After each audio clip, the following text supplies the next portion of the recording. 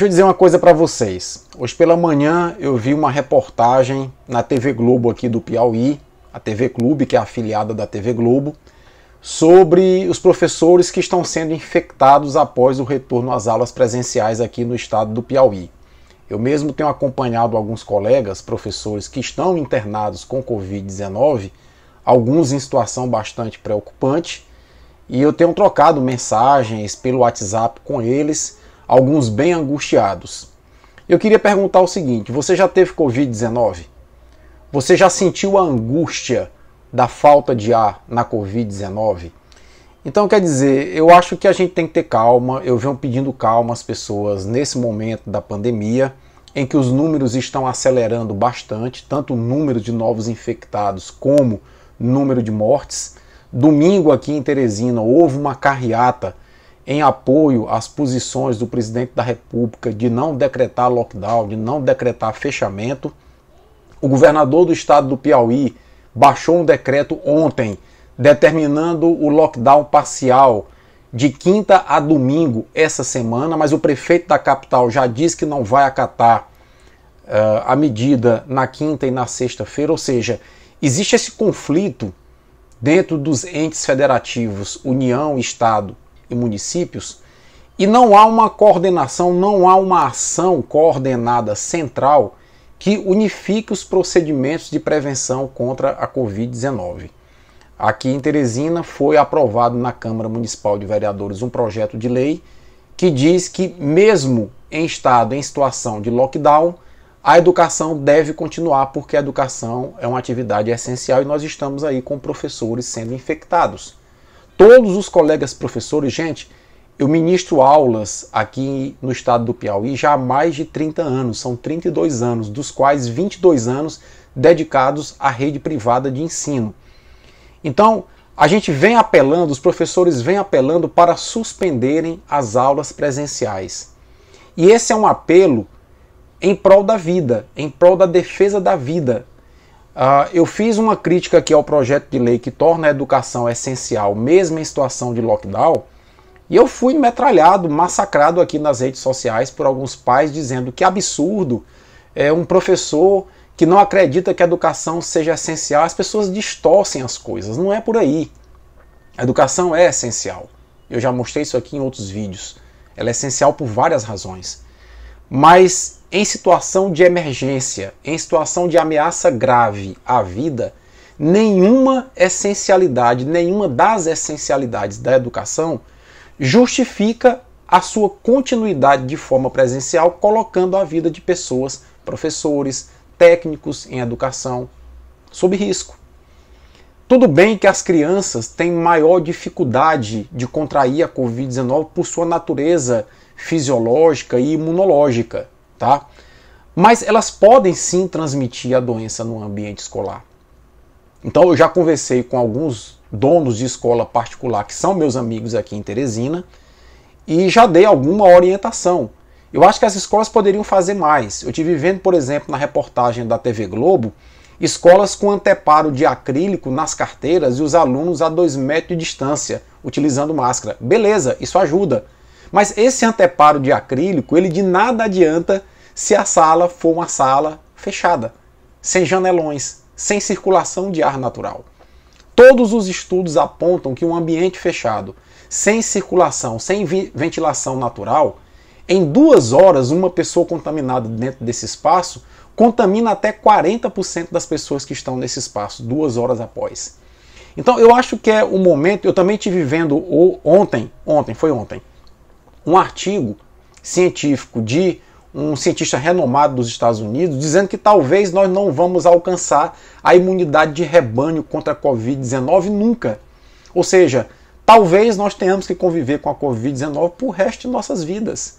Então nós temos que compreender isso, e eu entendo perfeitamente o lado dos donos de escola que estão sufocados, donos de faculdades também, donos do comércio de maneira geral, bares, restaurantes, estão sufocados, porque isso está se arrastando por muito tempo. Exatamente porque nunca, ao longo da pandemia, o Brasil teve uma coordenação central, no sentido de dizer, nós temos que fazer isso, isso, isso. nós temos que adquirir vacina aqui, testar acolá, isolar o estado tal, flexibilizar em estado tal. Tá? Nós temos que monitorar portos, aeroportos, fronteiras.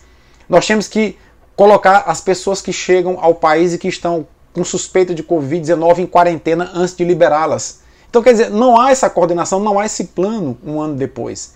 E nós queremos impor aos professores e técnicos em educação arriscarem suas vidas. Eu tenho um colega que, diagnosticado positivo para Covid-19, foi coagido pela escola a continuar de casa dando aula pela internet. Isso mesmo. Eu não vou revelar aqui os nomes, os áudios que eu troco com os meus colegas. Tem colega que me manda áudio de dentro do hospital. Você sente o medo na voz do colega.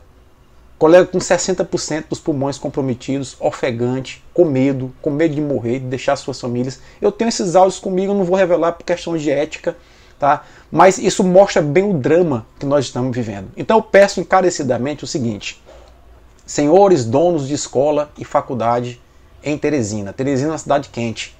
Vou estender isso inclusive ao Brasil, que é um país de clima tropical, a maior parte do país é quente. Abram janelões nas salas de aula. Chamem seus arquitetos. Promovam a ventilação natural dentro da sala. Os estudantes estão acostumados com ar-condicionado, mas vão ter que se adaptar ao novo normal. Sala fechada, como eu estou vendo aqui, eu convivi 22 anos dentro dessas salas de aula. São praticamente caixotes fechados. Com circulação artificial de ar-condicionado, isso vai propagar demasiadamente o coronavírus. Então não adianta colocar álcool gel, colocar tapete com solução para poder matar o coronavírus no solado dos pés, utilizar máscara, não adianta. Nós temos que ventilar também as salas de aula. Se nós associarmos o que já está sendo feito com a ventilação natural das salas de aula, aí sim nós poderemos, diminuindo a velocidade de propagação do coronavírus, pensar em voltar às aulas normais, às aulas presenciais, pelo menos no modelo híbrido. Mas é necessário que os empresários também façam a sua parte. Sem isso, nós vamos nos arrastar muito tempo ainda com professores adoecendo. É possível, inclusive, a reinfecção com as novas variantes que estão por aí. E é possível que professores que já pegaram a doença uma vez peguem uma segunda. E é possível que alguns morram, inclusive, da Covid-19. É necessário, portanto, união, prudência, cada um fazer a sua parte, como um professor, dono de escola, falou na reportagem hoje. E se cada um compreender que tem que dar sua cota de colaboração, nós poderemos sair dessa. Mas é necessário que professores que já estão contribuindo, arriscando suas vidas até por necessidade, para estarem numa sala de aula, correndo o risco de contrair a Covid-19, tenham também o respaldo dos proprietários e empresários, donos de escola e faculdade, no sentido de adaptar os seus espaços escolares de forma a minimizar a circulação do coronavírus dentro das salas de aula. Promovam ventilação natural nas salas de aula. Abram janelões nas salas de aula. Não deixem as salas fechadas simplesmente com o ar-condicionado circulando, porque isso é o maior elemento, é o elemento principal de disseminação do coronavírus dentro da escola e dentro da sala de aula. E, consequentemente, contaminando professores. Já são dezenas aqui em Teresina contaminados com a Covid-19. Alguns já morreram, outros estão hospitalizados em estado grave na UTI, outros estão hospitalizados e outros estão em casa ansiosos, angustiados, porque não há vagas nos hospitais em Teresina. Salvem vidas.